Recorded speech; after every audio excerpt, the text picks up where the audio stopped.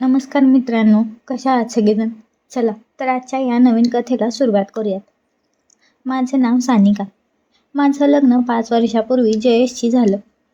मी दिसायला नेमगोरी, बांधा सडपातळ आणि उंची 5 फूट 5 इंच.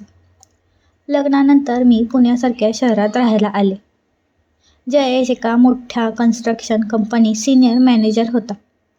पैसा, गाडी, बंगला कशाचीच कमी नव्हती. पण एका गोष्टीची कमतरता होती, ती म्हणजे वेळ आणि शारीरिक सुख. सुरुवातीचा काळ खूप छान गेला. जयेश मला खूप जपायचे, पण हळूहळू त्यांचं लक्ष कामात इतकं गुंतलं होतं की मी त्यांच्यासाठी फक्त घराची शोभेची वस्तू बनले होते. ते सकाळी लवकर जायचे आणि रात्री 10 ते 11 वाजता घरी यायचे. जेवण झालं की ते थकल्याचं कारण सांगून लगेच झोपून जायचे. मी रात्री बेडवर त्यांच्या कुशीत शिरण्याचा प्रयत्न करायचे, पण ते म्हणायचे, "सानू, खूप डोकं दुखतंय ग, उद्या बघू ना." त्यांच्या या उद्याची मी 5 वर्ष झाले वाट पाहिली. माझ्या शरीरातील रक्ताची सळसळ आणि मनातील ओढ जणू हळूहळू मरतच चालली होती. आमच्या फ्लॅटच्या अगदी समोर विराज राहायला आले होते. विराज साधारण 27 ते 28 वर्षाचा, अविवाहित आणि एक प्रोफेशनल जिम ट्रेनर होता. तो जेव्हा सकाळी टी-शर्ट घालून बाहेर पडायचा, तेव्हा त्याचे ते पिळदार दंड आणि रुंद छाती पाहून कोणत्याही स्त्रीचं मन विचलित होऊन जायचं.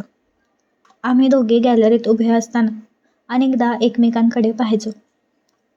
विराजची नजर खूप धारदार होती. तो जेव्हा माझ्याकडे बघायचा, तेव्हा मला असं वाटायचं की तो माझ्या कपड्यांच्या पलीकडे जाऊन माझं मन वाचतोय. "वहिनी, आज एकटाच फिरताय का?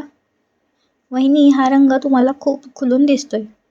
असं म्हणत तो मला नेहमी काहीतरी कॉम्प्लिमेंट द्यायचा. त्याच्या या आवाजात एक प्रकारची ऊब होती, जी मला जयेशच्या आवाजात कधीच जाणवली नव्हती. जुलै महिना होता. पुण्यात पावसाने अक्षरशः थैमान घातलं होतं. जयेश ऑफिसच्या कामासाठी 3 दिवसासाठी बेंगळुरूला गेला होता. घरात मी पूर्णपणे एकटी होते. बाहेर विजांचा कडकडाट आणि पावसाचा आवाज मनामध्ये भीतीसोबत एक प्रकारची हुरहुर निर्माण करत होता. मी अंगात एक पातळ रेशमी नाईट गाऊन घातला होता. जयेश नसल्यामुळे मी थोडी रिलॅक्स होते. अचानक रात्री 9च्या सुमारास माझ्या किचनमधील नळाचा पाईप जोरात फुटला. पाणी किचनमध्ये आणि हॉलमध्ये पसरू लागलं. मी घाबरून गेले. प्लंबरला फोन केला, पण रात्रीच्या वेळी कोणीच यायला तयार नव्हतं. मला विराजची आठवण झाली. मी धावत बाहेर गेले आणि त्याचा दरवाजा ठोठावला. विराजने दरवाजा उघडला. तो फक्त एका शॉर्ट्सवर होता. त्याचं उघडं शरीर पाहून माझ्या काळजाचा ठोका चुकला. "विराज, माझ्या किचनमध्ये पाईप फुटलाय. खूप पाणी येतंय. प्लीज मला मदत करशील का?" मी घाबरलेल्या सुरात विचारलं. "काळजी करू नका वहिनी, मी बघतो."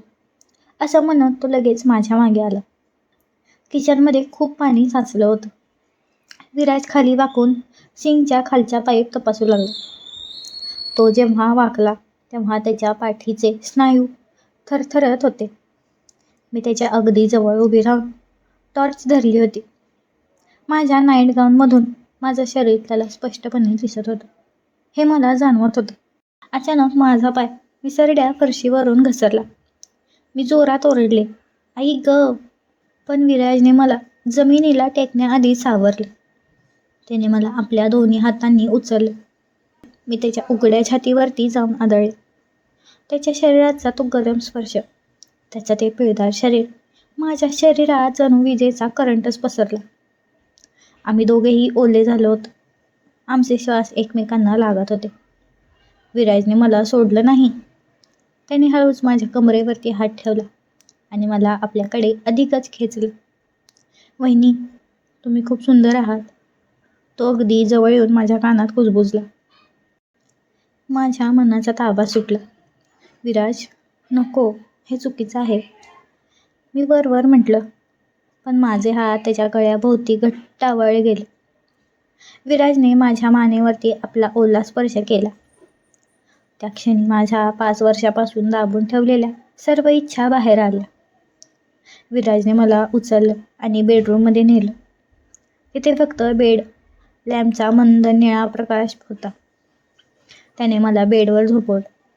त्याचे डोळे हव्यासाने चमकत होते. त्याने जेव्हा माझा नाईट गाऊन हळूच बाजूला केला तेव्हा मला पहिल्यांदाच स्वतःच्या शरीराचा अभिमान वाटला होता. विराज, खूपच आगाऊ आणि धाडसी आहेस.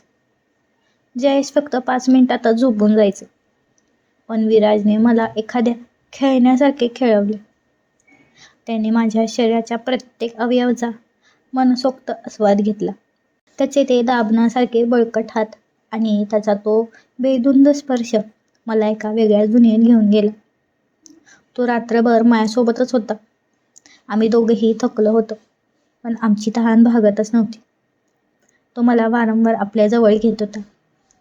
त्याच्या त्या रांगड्या आणि नैसर्गिक पद्धतीमुळे मला खूपच त्रासही होत होता, पण त्या त्रासात एक वेगळीच मजा येत होती. मी कित्येक वेळा आनंदाने ओरडले, पण पावसाच्या आवाजात माझा आवाज दाबून गेला. सकाळी 5 वाजता विराज उठला. त्याने मला जवळ घेतलं, माझ्या कपाळावरती किस केलं आणि म्हणाला, "बहिणी, हे आपल्या दोघातच राहील." मी फक्त मान डोलावली. तो निघून गेला, पण माझ्या शरीरावर त्याच्या स्पर्शाच्या खुणा कायमच्या उमटल्या होत्या.